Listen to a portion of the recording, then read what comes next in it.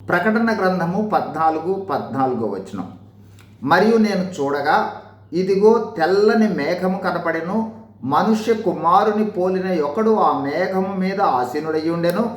ఆయన శిరస్సు మీద సువర్ణ కిరీటమును, చేతిలో వాడిగల కొడవలియు ఉండెను. ప్రకటన గ్రంథము యోహాను భక్తుడు పద్మాసు ద్వీపంలో పరవాసిగా ఉన్నప్పుడు పొందిన ప్రత్యక్షతలను తెలుపుతుంది. యేసు ప్రభువారి రహస్య రాకడ తరువాత 7 సంవత్సరాలు శ్రమలుంటాయి.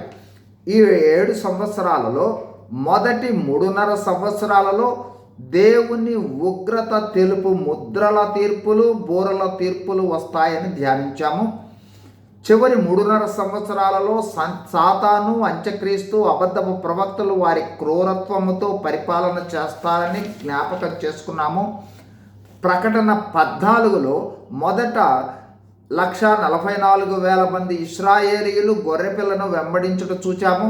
తరువాత మొదటి దూత నిత్య సువార్తను ప్రకటించుట, రెండవ దూత బబులోను కూలిపోయినని ప్రకటించుట, మూడవ దూత క్రూర మృగమునకు నమస్కారము చేయవద్దని ప్రకటించుట చూచాము.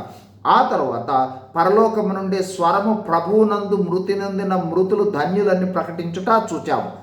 తరువాత ఈరోజు 14 ధ్యానించబో ముందుగా ఈ 14వ వచనము నుండి 20 వచనాలలో 2 కోత కాలములను యోహాను చూచి చెప్తున్నాడని గుర్తించాలి. 2 కోత కాలములు.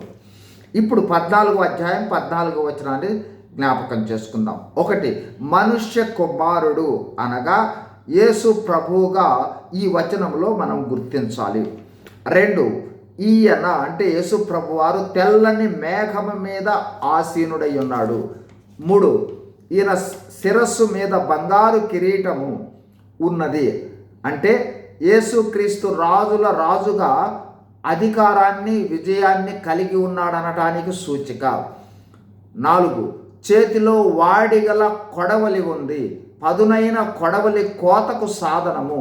ఈ కొడవలి కాలాంతములో నీతిమంతులను, దుష్టులను వేరుపరచుటను సూచిస్తుందని తెలుసుకోవచ్చు.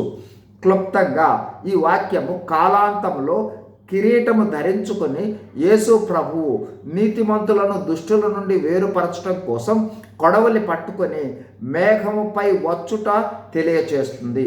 తర్వాత జరుగు విషయాలను తర్వాత వీడియోలో చూద్దాం. God bless you. Thank you.